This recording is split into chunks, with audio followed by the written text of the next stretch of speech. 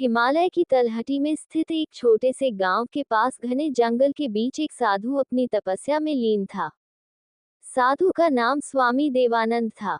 उसने सांसारिक जीवन के मोह माया को त्याग कर अध्यात्म की राह चुनी थी। उसकी सादगी और ज्ञान के कारण गांव वाले उसे बहुत सम्मान देते थे। इसी गांव में रहती थी एक विधवा महिला जिसकी उम्र लगभग 25 वर्ष थी। उसका नाम रत्ना था। रत्ना सुंदर लेकिन साधारण जीवन जीने वाली महिला थी। पति के निधन के बाद उसने गांव के बच्चों को पढ़ाने और दूसरों की मदद करने में खुद को व्यस्त कर लिया था। हालांकि उसके मन के किसी कोने में अकेलेपन का दर्द छुपा था। एक दिन रत्ना को अपनी गाय के लिए जड़ी बूटी लाने जंगल जाना पड़ा। वह जंगल में गहरी जगह पर पहुंची जहां उसकी मुलाकात स्वामी देवानंद से हुई। वह उनकी सादगी और आंखों में झलकती शांति से प्रभावित हुई। उसने उन्हें प्रणाम किया और उनसे मार्गदर्शन की याचना की। देवानंद ने रत्ना को कुछ ध्यान विधियां सिखाए और कहा, अकेलापन केवल मन की एक अवस्था है। जब मन शांत होता है तो सारा ब्रह्मांड आपका साथी बन जाता है। समय बीतता गया। रत्ना अक्सर स्वामी जी से मार्गदर्शन लेने आने लगी। दोनों के बीच एक अद्भुत समझ बन गई। धीरे धीरे रत्ना का झुकाव स्वामी जी की ओर बढ़ने लगा। वह उनकी ओर गहराई और करुणा में अपनी खुशी खोजने लगी। स्वामी देवानंद, जो सांसारिक संबंधों से दूर रहने प्रण ले चुके थे, ने भी रत्ना के स्नेह को महसूस किया। उनकी आंखों में एक अनकहा भाव उभरता था, लेकिन उनके भीतर एक बड़ा द्वंद्व चल रहा था। रत्ना की स्वामी देवानंद के प्रति श्रद्धा अब धीरे धीरे एक गहरे भाव में बदल रही थी। वह उनकी हर बात को ध्यान से सुनती और उनका अनुसरण करती। स्वामी देवानंद को भी रत्ना की सरलता और समर्पण ने कहीं ना कहीं प्रभावित किया था, लेकिन वह इस भाव को अपने भीतर दबाए हुए थे। एक दिन जब रत्ना जंगल में स्वामी जी से मिलने पहुंची तो उसने हिम्मत करके पूछा, स्वामी जी, क्या त्याग का अर्थ हमेशा अकेले रहना है? क्या प्रेम भी त्याग का एक रूप नहीं हो सकता? स्वामी देवानंद कुछ क्षण चुप रहे। उनके भीतर यह सवाल गूंजने लगा। उन्होंने कहा, प्रेम और त्याग एक ही सिक्के के दो पहलू हैं। सच्चा प्रेम वही है जिसमें त्याग हो, लेकिन मेरे लिए इस जीवन का उद्देश्य भिन्न है। मैंने संसार की इच्छाओं को पीछे छोड़कर आत्मा की शांति का मार्ग चुना है। रत्ना ने हल्के से मुस्कुराते हुए कहा, शांति का मार्ग कभी कभी किसी के साथ चलने से भी मिल सकता है। अकेलेपन और तप में अंतर होता है स्वामी जी। ये शब्द स्वामी देवानंद के भीतर गहरे उतर गए। वह इस द्वंद्व में उलझ गए कि क्या उनका मार्ग सही था या रत्ना की बातें एक नई दिशा का संकेत दे रही थी। कुछ दिनों बाद गांव में अचानक एक संकट आ गया। एक बड़ी बाढ़ ने कई घरों को बहा दिया और लोग अपने जीवन को बचाने के लिए संघर्ष कर रहे थे। रत्ना ने दिन रात लोगों की मदद की। उसने अपनी हर चीज दान कर दी और दूसरों के दुख को कम करने में जुट गई।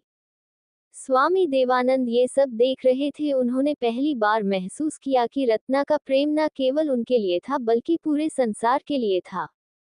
वह खुद से पूछने लगे, क्या प्रेम वास्तव में त्याग से अधिक महान है? क्या मैंने प्रेम को समझने में चूक की है? बाढ़ का प्रकोप बढ़ता जा रहा था। गांव में भोजन, पानी और दवाओं की भारी कमी हो गई थी। रत्ना ने अपनी पूरी शक्ति और समर्पण के साथ लोगों की सहायता की। वह खुद भूखी रहकर भी जरूरतमंदों के लिए खाना जुटा, बीमारों की देखभाल करती और बच्चों को सुरक्षित स्थान पर ले जाती। स्वामी देवानंद ने रत्ना के इस निस्वार्थ समर्पण को देखा। वह समझ गए कि रत्ना का प्रेम केवल व्यक्तिगत नहीं था, बल्कि यह पूरे संसार के लिए करुणा का प्रतीक था। एक रात जब रत्ना थकी मांदी और घायल अवस्था में एक पेड़ के नीचे बैठी थी, स्वामी देवानंद ने उसके पास जा कहा, रत्ना, तुमने जो त्याग किया है वह सच्चे प्रेम का सबसे सुंदर रूप है।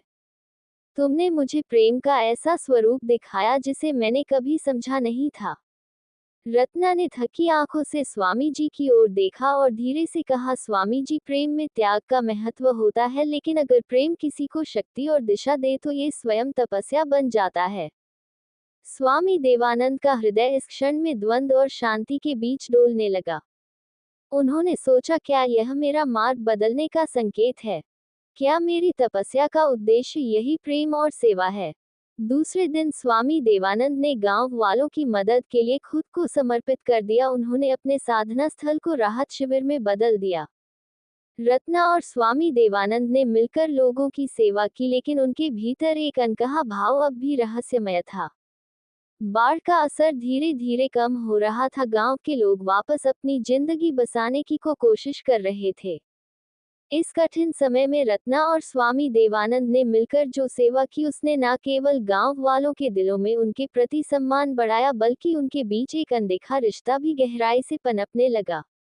एक शाम जब सूरज ढल रहा था और आसमान हल्की नारंगी आभा में रंगा था, रत्ना स्वामी जी के साधना स्थल के पास बैठी थी। उसने धीरे से कहा, स्वामी जी, मैंने सोचा था कि इस जीवन में मैं अकेले ही चलूंगी, लेकिन आपसे मिलकर मुझे महसूस हुआ कि किसी का साथ मिलना भी एक आशीर्वाद हो सकता है। स्वामी देवानंद, जो अपने विचारों में गहरे डूबे हुए थे, ने उसकी बात सुनी। उन्होंने रत्ना की ओर देखा और कहा, रत्ना, मैंने प्रेम को हमेशा मोह समझा और उससे दूर भागता रहा, लेकिन तुमने मुझे सिखाया कि सच्चा प्रेम स्वयं से ऊपर उठकर दूसरों की भलाई के लिए जीने का नाम है। तुम्हारे समर्पण और निस्वार्थ ने मेरे हृदय को छू लिया है। रत्ना की आंखों में खुशी के आंसू थे। उसने कहा, अगर प्रेम त्याग में है तो मैं अपना जीवन आपके साथ इस त्याग और सेवा के मार्ग पर बिताने को तैयार हूँ। स्वामी देवानंद ने अपने भीतर एक गहरी शांति महसूस की। उन्होंने स्वीकार किया कि रत्ना के साथ उनका बंधन केवल सांसारिक नहीं था, बल्कि यह उनके आध्यात्मिक सफर का एक हिस्सा बन चुका था।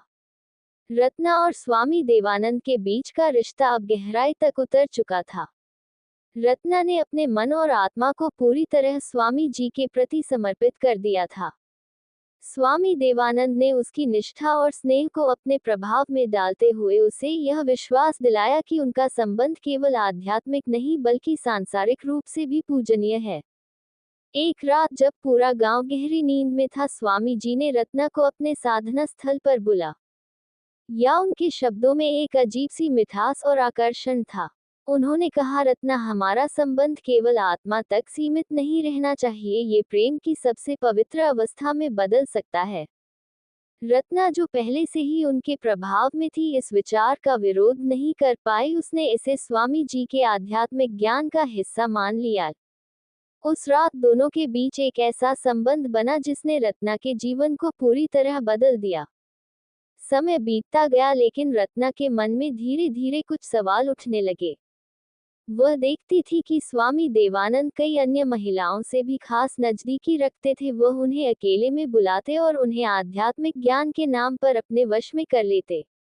एक दिन रत्ना ने अपनी जिज्ञासा को और रोक नहीं पाया। उसने एक वृद्ध महिला से बात की जो वर्षों से स्वामी देवानंद को जानती थी।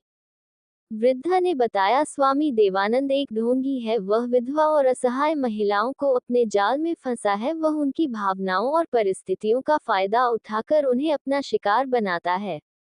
रत्ना का दिल टूट गया। उसने महसूस किया कि जिसे वह सच्चा साधु और प्रेमी समझ रही थी, वह केवल एक ही व्यक्ति था। इस सच्चाई के सामने आने के बाद रत्ना ने खुद से वादा किया कि वह स्वामी देवानंद के असली चेहरे को दुनिया के सामने लाएगी। उसने उन महिलाओं से बात करना शुरू किया जो स्वामी जी की चपेट में आई थी। उसने उन्हें अपनी कहानी सुनाने के लिए प्रेरित किया। रत्ना पूरी तरह बदल चुकी थी। वह अपने दर्द और विश्वासघात को शक्ति में बदलते हुए एक नई राह पर चल पड़ी। उसने उन महिलाओं की कहानियां इकट्ठा करनी शुरू की जो स्वामी देवानंद की चाल का शिकार हुई थी। कई महिलाएं शुरुआत में डर और शर्म के कारण खुलकर बोलने से हिचकिचा रही थी, लेकिन रत्ना के हिम्मत भरे रवैये ने उन्हें अपनी सच्चाई बताने का साहस दिया। एक रात रत्ना ने स्वामी देवानंद के साधना स्थल पर जाकर उन्हें चुनौती दी। उसने कहा, स्वामी जी, आपने मेरे विश्वास का गलत इस्तेमाल किया। आपने न केवल मुझे बल्कि कई मासूम महिलाओं को अपने जाल में फंसाया। अब ये सब खत्म होगा। स्वामी देवानंद थोड़ी देर तक चुप रहे, फिर अपने पुराने अंदाज में मुस्कुराकर बोले, रत्ना, तुम भी उन्हीं महिलाओं में से एक हो जिन्होंने अपनी इच्छाओं को मेरी ओर थोप दिया।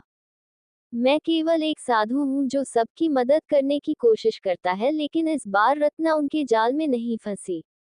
उसने दृढ़ता से कहा, यह आपकी आखिरी चाल है स्वामी जी। मैं अब आपकी सच्चाई को हर किसी के सामने उजागर करूंगी। रत्ना ने गांव के मुखिया और कुछ भरोसेमंद लोगों के सामने सारी सच्चाई रखी। उसने उन महिलाओं को भी लाने की कोशिश की जो स्वामी जी की चालबाजी का शिकार हुई थी। धीरे धीरे पूरा गांव उनकी सच्चाई जानने लगा, लेकिन स्वामी देवानंद इतनी आसानी से हार मानने वाले नहीं थे। उन्होंने अपने प्रभाव और चालाकी का इस्तेमाल करते हुए ये साबित करने की कोशिश की कि रत्ना झूठ बोल रही है। गांव के कुछ लोग अब भी उनकी तरफ थे, जबकि कुछ रत्ना का समर्थन कर रहे थे। अब ये लड़ाई केवल रत्ना और स्वामी देवानंद के बीच की नहीं थी। ये न्याय और अधर्म के बीच का संघर्ष बन चुकी थी। रत्ना ने निर्णय लिया कि वह इस लड़ाई को अंत तक लड़ेगी, चाहे कुछ भी हो। स्वामी देवानंद, जो पहले केवल रत्ना और कुछ अन्य महिलाओं को अपने प्रभाव में लाकर अपने स्वार्थ की पूर्ति करता था, अब अपनी योजनाओं को और भी चालाकी से बढ़ा रहा था। उसने धीरे धीरे गांव की सभी महिलाओं को अपने जाल में फंसाना शुरू किया। हर महिला की स्थिति और भावना को समझकर स्वामी जी ने उन्हें अपनी आध्यात्मिक शिक्षा और आध्यात्मिक समृद्धि का झांसा देना शुरू किया। कुछ महिलाएं जो अकेली थी या जिन्होंने दुख झेले थे, स्वामी देवानंद की बातों में आकर उसके करीब आए। वह उन्हें अपने ज्ञान से जोड़ने के लिए एक तरह से आध्यात्मिक वचन देता और फिर धीरे धीरे उनके आत्मविश्वास को तोड़ता। स्वामी देवानंद का तरीका बहुत निपुण था। वह कभी भी अपने इरादों को स्पष्ट रूप से नहीं दिखाता था। वह गांव की महिलाओं को यह विश्वास दिलाता था कि वह उन्हें आध्यात्मिकता के उच्चतम स्तर पर ले जा सकता है, जहां उनकी आत्मा को मुक्ति मिल सकती है। इसके बदले में वह उन्हें अपनी इच्छाओं का पालन करने के लिए मजबूर करता, ये दिखाते हुए कि यह सब एक उच्च उद्देश्य का हिस्सा था। गांव की कई महिलाएं, जिन्होंने पहले कभी ऐसी किसी स्थिति का सामना नहीं किया था, धीरे धीरे स्वामी जी के प्रभाव में आने लगी। उनके विश्वास को और अधिक गहरा करने के लिए स्वामी देवानंद ने उन्हें यह विश्वास दिलाया कि वह केवल उन्हें मदद करने के लिए ऐसा कर रहे थे और उनका मनुष्य रूप में कोई दोष नहीं था। सभी कार्य उच्च आध्यात्मिक उद्देश्य के लिए थे। इस दौरान रत्ना की स्थिति और भी कठिन होती जा रही थी। वह अकेले ही स्वामी देवानंद के खिलाफ संघर्ष कर रही थी, लेकिन अब गांव की अधिकांश महिलाएं उसकी मदद करने के बजाय स्वामी जी के पक्ष में खड़ी थी। वह देख रही थी कि स्वामी देवानंद का जाल अब और भी गहरा हो चुका था और उसकी लड़ाई अब और भी कठिन हो गई थी। स्वामी देवानंद का जाल अब गांव में फैल चुका था। वह न केवल महिलाओं के विश्वास और भावनाओं का फायदा उठा रहा था, बल्कि उनके आत्म संस्कार और आत्मविश्वास को भी पूरी तरह से तोड़ रहा था। अब अधिकांश महिलाएं उसकी शरण में आ चुकी थी और वह उन्हें अपनी इच्छाओं का पालन करने के लिए और अपनी परतों में फंसाने के लिए लगातार नए तरीके अपनाता था।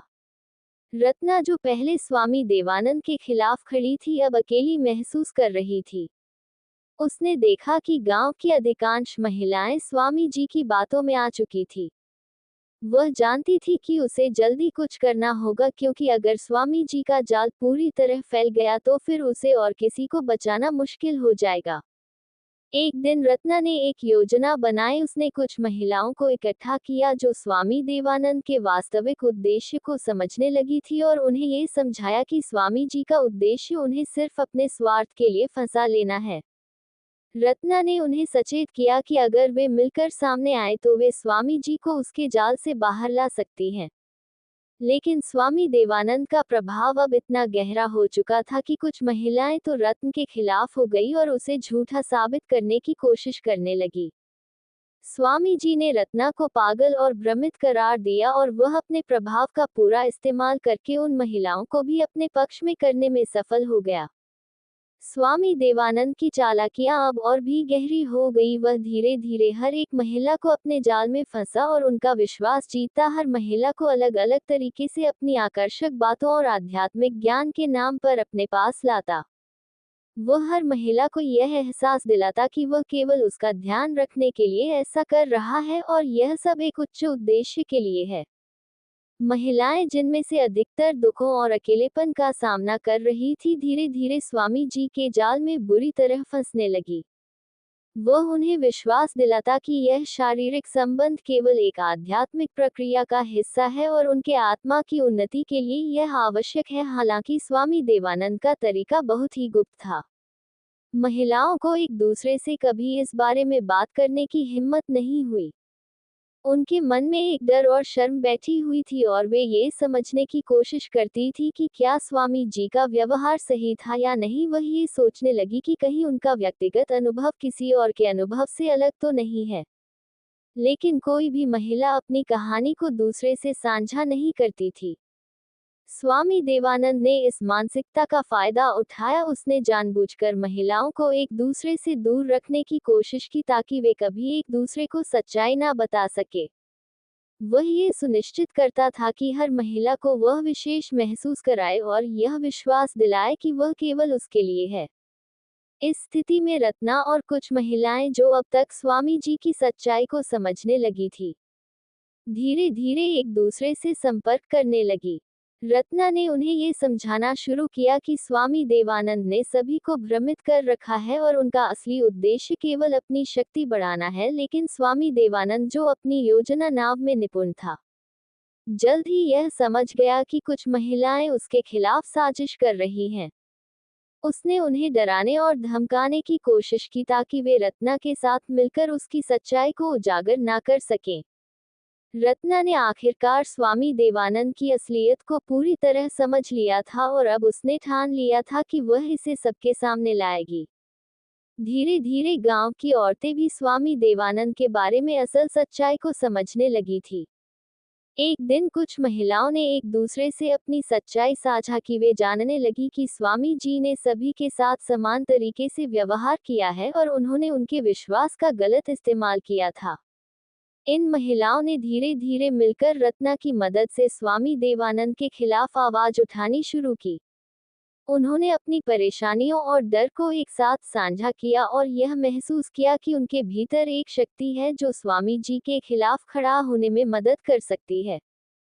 स्वामी देवानंद, जो अब तक अपने प्रभाव और चालाकी से सभी को नियंत्रित कर चुका था, अब अचानक गिरता हुआ महसूस करने लगा।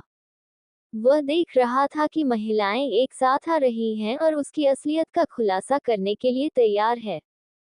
यह उसे पूरी तरह से चौंका और वह घबराया हुआ था। स्वामी देवानंद ने अपनी चालाकियां को और बढ़ाने की कोशिश की, लेकिन अब महिलाएं उसे समझने लगी थी। उन्होंने सब मिलकर गांव के प्रमुख और अन्य प्रभावशाली व्यक्तियों से संपर्क किया और स्वामी जी की सच्चाई का खुलासा किया। गांव में तहलका मच गया। अब स्वामी देवानंद को जवाब देना पड़ा। गांव के लोग, जो पहले उसे एक आदर्श और सच्चे साधु के रूप में मानते थे, अब उसके खिलाफ खड़े हो गए थे। रत्ना ने इस लड़ाई में उनका मार्गदर्शन किया और सभी महिलाओं ने एकजुट होकर स्वामी जी की दुष्कर्म की कहानी को गांव के प्रमुखों और पंचायत के सामने रखा। स्वामी देवानंद ने अपनी स्थिति को बचाने के लिए अपनी पुरानी चालाकियां को अपनाने की कोशिश की। वह दावा करने लगा कि वह एक योगी है और उसका उद्देश्य केवल आध्यात्मिक उन्नति है। लेकिन अब उसकी बातें किसी को भी प्रभावी नहीं लग रही थी। गांव के प्रमुख और अन्य लोग, जो पहले उसकी ओर झुके हुए थे, अब उसे दोषी मानने लगे। कई महिलाएं, जिन्होंने पहले उसकी बातों में आकर उसकी गलतियों को नजरअंदाज किया था, अब उसके खिलाफ खड़ी हो गई और उसने स्वीकार किया कि स्वामी देवानंद ने उनके साथ गलत किया था। स्वामी देवानंद का प्रभाव अब पूरी तरह से टूट चुका था। उसकी सच्चाई सामने आने के बाद न केवल गांव के लोग बल्कि दूर दराज के इलाके से भी लोग उसकी असलियत को जानने के लिए आए थे। अल महिलाओं ने अपने अनुभवों और गवाहों के आधार पर स्वामी देवानंद के खिलाफ कानूनी कार्रवाई की मांग की। रत्ना और अन्य महिलाओं ने मिलकर यह सुनिश्चित किया कि कोई भी महिला भविष्य में इस तरह के शोषण का शिकार न हो। गांव में धीरे धीरे बदलाव आ रहा था। महिलाओं को अब अपनी आवाज उठाने का साहस मिला था और वे अपनी स्थिति को बेहतर बनाने के लिए एकजुट हो रही थी। स्वामी देवानंद की सत्ता अब पूरी तरह से खत्म हो चुकी थी और गांव में शांति और न्याय का नया दौर शुरू हुआ। स्वामी देवानंद, जो अब पूरी तरह से बेनकाब हो चुका था, ने महसूस किया कि अब उसके पास कोई रास्ता नहीं बचा। गांव में उसकी सच्चाई सामने आ चुकी थी और उसकी हालत बहुत खराब हो गई थी। उसने अपने आप को घिरा हुआ महसूस किया और तय किया कि उसे इस जगह को छोड़ना होगा। रात के अंधेरे में बिना किसी को बताए वह गांव से भाग खड़ा हुआ। स्वामी देवानंद अब एक नए ठिकाने की तलाश में था और उसकी नज़र एक बड़े और समृद्ध राज्य पर थी। वहां के राजा का नाम राजा विशाल था और उसकी दरबार में बहुत सम्मान था। राजा विशाल के राज्य में बहुत सारे लोग थे और स्वामी देवानंद ने सोचा कि यहाँ उसे फिर से अपनी पहचान बनाने का मौका मिल सकता है। राजा विशाल के राज्य में पहुंचने पर स्वामी देवानंद ने अपनी पहचान बदल ली। उसने खुद को एक और महान योगी के रूप में प्रस्तुत किया और दावा किया कि वह एक पवित्र संत है जो अपनी साधना के लिए आया है। उसकी चालाकी के कारण राजा विशाल और उसके दरबार के लोग उसे तुरंत सम्मान देने लगे। स्वामी देवानंद ने राजा से मिलकर उसे अपने प्रभाव में लाने की योजना बनाई। वह राजा को ये बताने लगा कि वह उसकी मदद कर सकता है और राज्य में सुख शांति स्थापित करने के लिए अपनी आध्यात्मिक शक्तियों का इस्तेमाल करेगा। राजा विशाल जो एक अच्छे शासक थे लेकिन अपने राज्य की समस्याओं को लेकर थोड़े चिंतित थे, स्वामी देवानंद की बातों में आ गए। स्वामी देवानंद ने धीरे धीरे अपने प्रभाव को बढ़ाना शुरू किया और राजा की नजरों में खुद को एक गुरु के रूप में स्थापित करने लगा। लेकिन स्वामी देवानंद की सच्चाई अब भी खत्म नहीं हुई थी। उसके बारे में लोग धीरे धीरे सुनने लगे थे और राजा विशाल के राज्य में भी कुछ ऐसे लोग थे जो उसकी वास्तविकता को जानते थे। वे उससे सावधान रहने की चेतावनी देने लगे थे, लेकिन स्वामी देवानंद ने अपनी चालाकियां से उनकी आवाज को दबा दिया। राजा विशाल और रानी की आपस में एक अजीब सी दूरी थी। राजा विशाल एक ईमानदार और न्यायप्रिय शासक था, लेकिन रानी ने महसूस किया कि वह अपने पति के दिल और ध्यान को पूरी तरह से नहीं पा रही थी। राजा का समय अधिकांश राज्य के मामलों में बिता जाता था और रानी की कई इच्छाएं अनसुनी रह जाती थी। रानी जो पहले बहुत प्यार और समर्पण के साथ अपने पति के पास आई थी, अब महसूस करने लगी थी कि उसकी जगह दरबार में कम होती जा रही थी। रानी ने सोचा कि अगर वह राजा का ध्यान अपनी ओर खींचे तो राज्य के मामलों में भी उसका प्रभाव बढ़ सकता है। उसने यह महसूस किया कि केवल पारंपरिक तरीकों से काम नहीं चलेगा और उसे कुछ ऐसा करना होगा जो राजा को उसकी ओर आकर्षित करे। ये सोचकर रानी ने स्वामी देवानंद से मिलने का निर्णय लिया। स्वामी देवानंद जो पहले ही राजा विशाल के दरबार में अपनी पैठ बना चुका था ने रानी से मुलाकात की। उसने खुद को एक सिद्ध और महान योगी के रूप में प्रस्तुत किया और कहा, रानी आपका दुख समझता हूँ। ये राज्य और इसका शांति केवल तभी आएगा जब आप अपनी शक्ति का सही उपयोग करें। आप अपने पति के दिल में पूरी तरह से जगह बना सकती हैं। रानी ने स्वामी से अपने दिल की बात कही। राजा की व्यस्तता और उसकी राजनीतिक जिम्मेदारियों ने मुझे अकेला कर दिया है। मैं चाहती हूँ कि वह मेरी तरफ ध्यान दे और हमारी शादी में सामंजस्य स्थापित हो। स्वामी देवानंद ने रानी को ये सलाह दी कि वह अपनी इच्छाओं और भावनाओं को एक नए तरीके से प्रस्तुत करे, लेकिन उसने साथ ही यह भी कहा कि उसकी मदद से यह संभव हो सकता है। स्वामी देवानंद ने रानी को यह विश्वास दिलाया कि वह उसे राजा के दिल में अपनी जगह बनाने में मदद करेगा और इसके लिए वह अपनी आध्यात्मिक शक्ति का इस्तेमाल करेगा। रानी ने स्वामी की बातों को सुना और उसने तय किया कि वह स्वामी से मदद लेगी ताकि वह अपने पति के दिल में अपनी जगह बना सके। लेकिन रानी को यह नहीं पता था कि स्वामी देवानंद अपनी चालों से केवल उसे ही नहीं बल्कि राजा को भी अपनी ओर आकर्षित करने की योजना बना रहा था। स्वामी देवानंद ने रानी की कमजोरियों और इच्छाओं को अच्छे से समझ लिया था। उसने देखा कि रानी के दिल में एक गहरी तन्हाई और प्रेम की कमी है जिसे वह पूरा करना चाहती थी। रानी की यह भावना स्वामी के लिए एक अवसर बन गई थी। वह अपनी चालाकी से उसे और भी अपनी ओर आकर्षित करने लगा। एक दिन स्वामी देवानंद ने रानी से कहा, रानी आप जो प्रेम और ध्यान चाहती हैं वह आपको राजा से नहीं मिल पा रहा। आपको लगता है कि आपकी भावनाओं को समझने वाला कोई नहीं है, लेकिन मैं आपकी व्यथा को समझता हूँ। जो प्रेम आप अपने पति से नहीं पा पाए वह प्रेम हम आपको दे सकते हैं। मैं आपका समर्थन करूंगा और आपके सभी दुखों का इलाज करूंगा। रानी ने उसकी बातों को ध्यान से सुना और उसके मन में एक हलचल मच गई। स्वामी देवानंद ने उसे यह विश्वास दिलाया कि वह उसे न केवल राजा के मुकाबले अधिक प्रेम और मान दे सकता है, बल्कि उसे अपना आत्मिक और मानसिक संतुलन भी पुनः प्राप्त करने में मदद करेगा। स्वामी की बातों में ऐसा कुछ था जो रानी को आकर्षित करता था और धीरे धीरे उसने उसे अपनी आत्मिक उलझनों को सुलझाने के लिए सहारा समझा। स्वामी देवानंद ने रानी को यह समझाया कि राजा के प्यार के लिए उसे कुछ ज्यादा करने की जरूरत नहीं है। वह खुद ही एक शक्तिशाली महिला बन सकती है और उसके जीवन में वही प्रेम होगा जिसे वह ढूंढ रही थी। स्वामी ने यह भी दावा किया कि यह प्रेम एक आध्यात्मिक प्रक्रिया का हिस्सा है और उसे इसका पालन करना चाहिए। रानी, जो अब पूरी तरह से स्वामी की बातों में उलझ चुकी थी, धीरे धीरे उसकी गिरफ्त में आ गई। स्वामी ने उसे यह एहसास दिलाया कि राजा के पास समय नहीं है, लेकिन वह हमेशा उसकी मदद करने के लिए मौजूद रहेगा। इस तरह से स्वामी देवानंद ने रानी को अपनी तरफ खींच लिया और दोनों के बीच एक नया संबंध बन गया। राजा विशाल, जो अपनी पत्नी रानी के बदलते व्यवहार और स्वामी देवानंद के प्रभाव को लेकर पहले ही कुछ संकोच में था, अब पूरी तरह से जाग गया। वह यह महसूस करने लगा था कि रानी और स्वामी के बीच कुछ गड़बड़ हो सकता है। रानी के और स्वामी देवानंद के बीच बढ़ते रिश्ते को देखकर राजा के मन में शंका उत्पन्न हुई। राजा ने तय किया कि वह इस मामले का पूरी तरह से पता लगाएगा।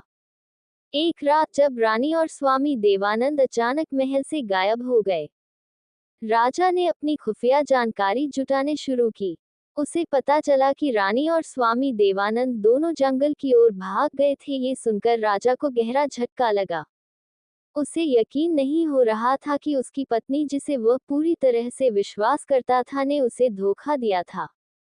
राजा विशाल, जो अब बहुत गुस्से में था, जंगल की ओर निकल पड़ा। उसके साथ कुछ निष्ठावान सैनिक भी थे और वह स्वामी और रानी के पीछे चला गया। रास्ते में राजा ने कई सवाल किए, लेकिन उसके मन में सबसे बड़ा सवाल यही था, क्या रानी सचमुच स्वामी देवानंद के प्रभाव में गई थी या फिर उसने जानबूझकर इस रास्ते का चुनाव किया था। जंगल में पहुंचने के बाद राजा विशाल ने अपनी पत्नी और स्वामी देवानंद को देखा। वे दोनों एक जगह बैठे थे और रानी के चेहरे पर एक अजीब सा आत्मविश्वास था जो पहले कभी नहीं था।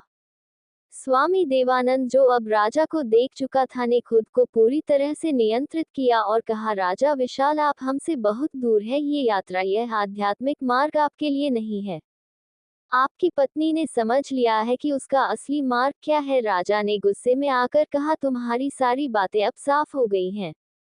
स्वामी, तुम्हारा असली चेहरा सामने आ चुका है। तुम केवल अपनी शक्ति बढ़ाने के लिए लोगों का शोषण करते हो। और मेरी पत्नी रानी, क्या तुमने सच में सोचा था कि मैं यह नहीं देख पाऊंगा? रानी, जो अब भी स्वामी देवानंद के प्रभाव में थी, राजा की बातें सुनकर चुप रही। स्वामी देवानंद ने रानी के पास जाकर उसे यह समझाने की कोशिश की कि राजा की सोच बहुत संकीर्ण है और वह उसे कभी भी समझ नहीं पाएगा।